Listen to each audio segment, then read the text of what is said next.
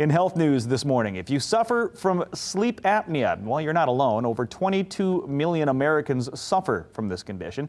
It's important to know the causes and symptoms of sleep apnea and what treatment options are available to you. Joining me from the Mercy Health Sleep Center is Dr. Christopher Morgan. Good morning, Dr. Morgan. Good morning. Well, we all know between the two of us who's more attractive now, don't we? It's like perfect story leading up to this. Yes, right? I look over and I see you have a full beard on your face. Thanks for being on the show this morning. Talk a little bit about sleep apnea and basically, for those who might know what that is. I mean, is snoring sleep apnea? I mean, when you snore, does that mean you have it?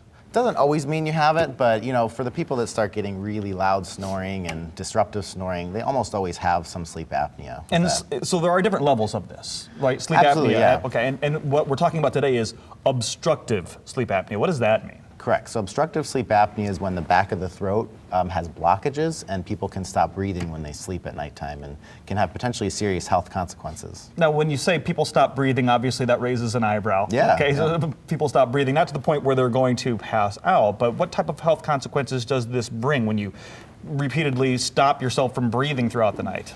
So as you can imagine, when you stop breathing, you don't get oxygen to the brain, to the rest of the body. It puts a lot of stress on the heart and the lungs and other parts of the body. It can lead to high blood pressure.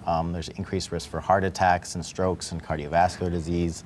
And then also the sleep disruption can lead to a lot of daytime issues like mood changes and trouble getting through your day. Yeah, fatigue, I'm sure, is part of that. You don't feel like maybe you got a full night's rest, but Right. that long list of health effects that could happen due to sleep apnea or obstructive sleep apnea is something we'd all want to avoid. So when it comes to the sleep center, what you guys do at Mercy, what basically are the treatment options? I'm immediately thinking of the CPAP. Right. But yeah, people don't jump right to that, do they? Right. Well, some people do. I mean, it's still the gold standard of treatment, so it's what we use for a lot of patients with sleep apnea. And they've made a lot of technological advancements in the CPAPs and the masks over the years, which have made it much easier to use and much easier to wear during the nighttime. So it is still a great treatment, but there are different treatments for mild sleep apnea, such as advancing devices for the jaw that pull the jaw forward away from the back of the throat and help clear out the airway.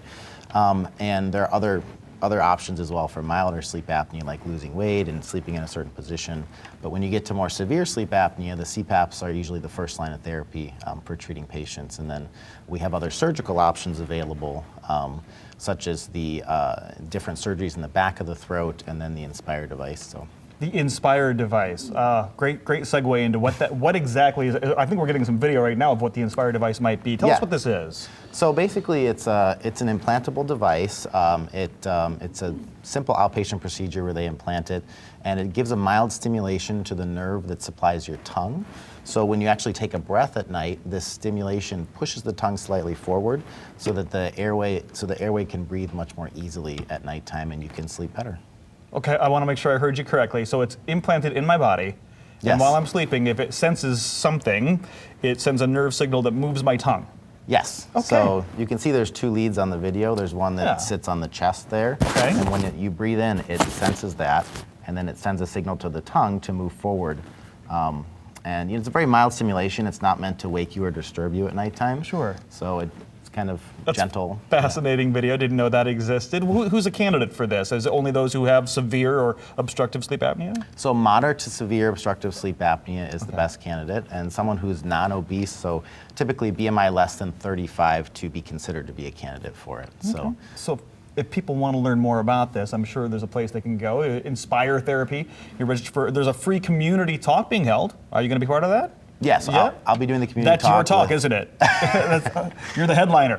February 18th at St. Mary's. To register for the event, just visit inspiresleepevents.com/events. All the information right there on your screen. And I'm sure you'll be able to answer any other questions people may have about this Inspire event or Inspire device that helps with sleep apnea. Yep. Thanks for the time, Doctor. Appreciate it. You're welcome. That's Thank you. fascinating stuff.